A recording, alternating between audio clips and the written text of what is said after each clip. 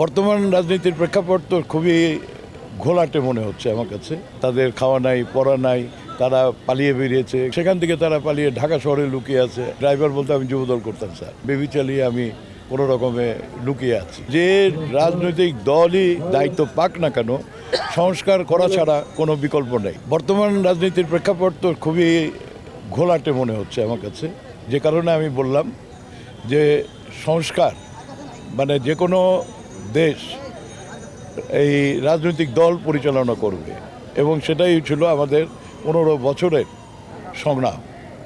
সেই সংগ্রামে আমরা অনেক আমাদের নেতা কর্মী তাদেরকে আমরা হারিয়েছি। অনেকেই জেলে গেছে, অনেকেই পঙ্গু হয়ে গেছে, অনেকে নিহত হয়েছে, অনেকেরই অনেক কষ্ট হয়েছে। তাদের খাওয়া নাই, পড়া নাই, তারা পালিয়ে বেরিয়েছে, গ্রামে গঞ্জে যেখানেই আছে সেখানেই তারা টর্চার্ড, অত্যাচারিত, লাঞ্ছিত। সেখান থেকে তারা পালিয়ে ঢাকা শহরে লুকিয়ে আছে।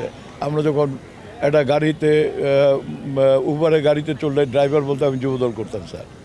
একটা রিক্সা চালালে রিক্সাওয়ালা বলে যে এখানে রিক্সা চালায়, বেবি চালিয়ে আমি কোনো রকমে লুকিয়ে আছি। তো এই সমস্ত বিষয়গুলো তো আপনারাও জানেন, আমরাও জানি।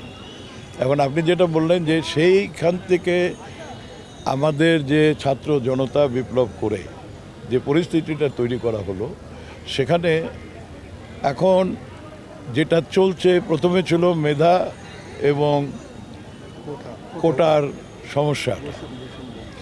এই বৈষম্য থেকে সুইচ ওভার করে যখন পালিয়ে গেল সরকার, আমরা একটা মোটামুটিভাবে নিরপেক্ষ একটা সিচুয়েশনে একটা সরকার গঠন হয়েছে।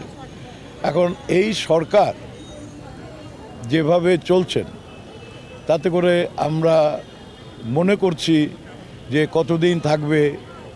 প্রধান উপদেষ্টা কোনো আমাদেরকে ইলেকশনের কোনো দেয়নি, মানে একটা টাইমলাইন দিতে হবে তো, যে কখন হবে, কিভাবে হবে, এগুলো কিছুই আমরা জানি না।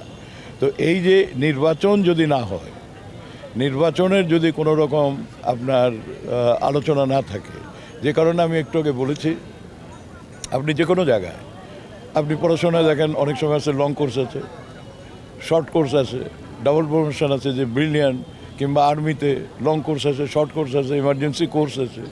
তো we are now landed up into a short course of এই সমস্ত যেগুলো সংস্কার। কারণ বিএনপি বহুদিন আগেই 30 দফা সংস্কারের তো কর্মসূচি আমাদের ভারপ্রাপ্ত চেয়ারম্যান উনি তো ঘোষণা করেছেন। তো সংস্কারের জন্য তো যে রাজনৈতিক দলই দায়িত্ব পাক না কেন, সংস্কার করা ছাড়া কোনো বিকল্প নেই। আমি যেটা মনে করি, শর্ট কোর্সে নির্বাচনটা সুষ্ঠুভাবে অনুষ্ঠিত হওয়ার জন্য একটা সংস্কার এসেনশিয়াল, যেখানে নির্বাচন কমিশন, বিচার বিভাগ এবং মানে রাজনৈতিক দলের পার্টিসিপেশন, এই যে বলছি যে নির্বাচনের যে পরিবেশটা, এই পরিবেশটা যদি স্বচ্ছ করা যায়, নিরপেক্ষ করা যায়, নির্বাচিত যেই হোক না কেন, নির্বাচিত সরকারের কাছে যখন আপনি হস্তান্তর করবেন, বাকি সময়টা সংস্কার করবে তারা। আমি মিটিং করতে পারবো, মিছিল করতে পারবো, আমি সব কিছু করতে পারবো, প্রতিবাদ করতে পারবো। সেটা বাধা দিলে তো আবার তাহলে স্বৈরাচার হয়ে যাবে।